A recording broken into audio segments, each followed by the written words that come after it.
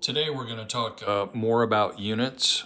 We covered the basic attributes of a unit. We're going to go a little deeper, starting with unit status of order.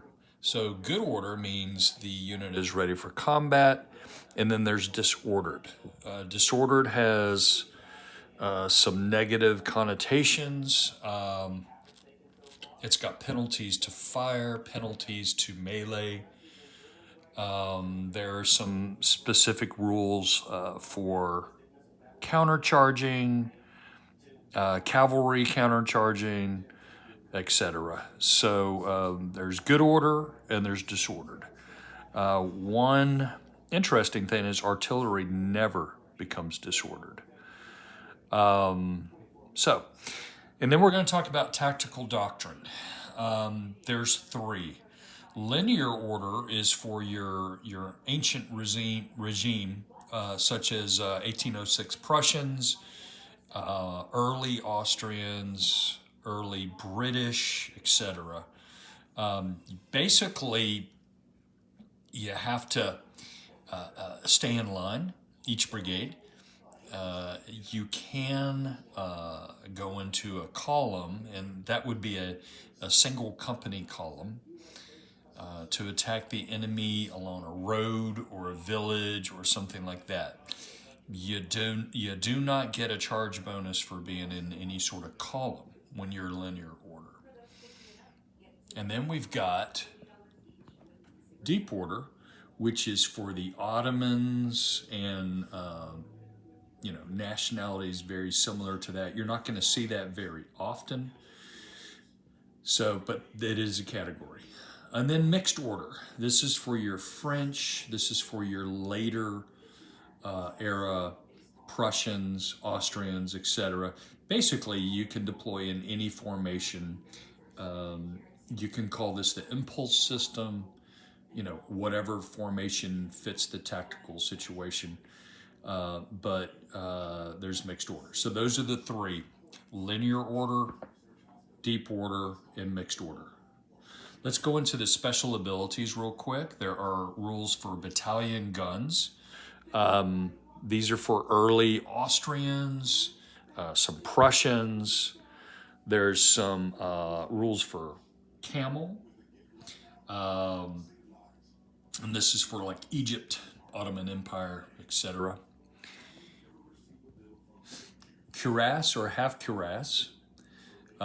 This is for your cuirassier, your carabinier.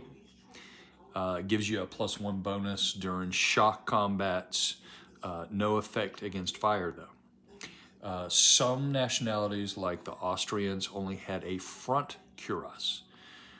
So if they are attacked from the flank or the rear, they do not get the +1 bonus for shock combat. Then there are units that have the Elan attribute. It's a +1 bonus when charging or countercharging in shock combat. There's the fast attribute. The unit's move is 2 UD more, which again, our UD is 2 inches, so that would be 4 inches more. Fortified. A fortified battery is protected by a stockade, a redoubt, things like that. Good shooter. This is for like British in line, +1 bonus for firing if it is not disordered, and it specifically mentions British. It's got rules for Lancers. It's a bonus of +1 to shock combat when they're charging. If it's stationary, though, it's actually a -1 penalty. And that's stationary attack from the flank or rear, penalized by terrain or disorder. There's a -1. So that Lancer is a double-edged sword. Large size units, we've already kind of talked about that. Impetuous. This is specifically for British cavalry. The impetuous cavalry is required to charge a visible enemy at 8 UD, 16 inches, if it fails a control test. And we'll talk about control tests later. It's like a discipline test. Melee weapons. What that means is this is like your Russian peasants, I can't remember the name, But basically, they don't have very many muskets, so there's a -1 penalty in shot combat. And it's got things like no howitzers. You can't, if a battery has no howitzers, you can't set a village on fire. Poor shooters have a -1 penalty for firing. Militia units are always considered poor shooters. And then you've got fully rifle, partially rifle equipped.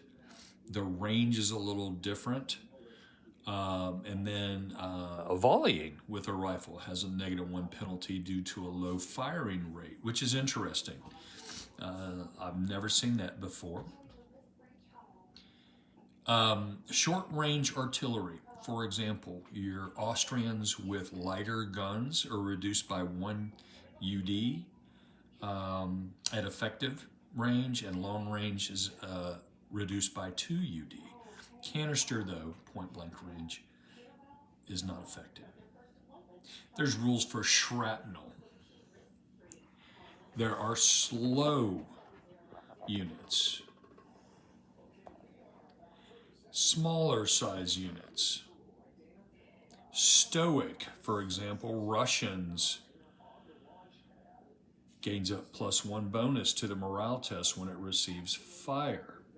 Basically, it's a great ability to stand under fire and take casualties. Tenacious is another attribute.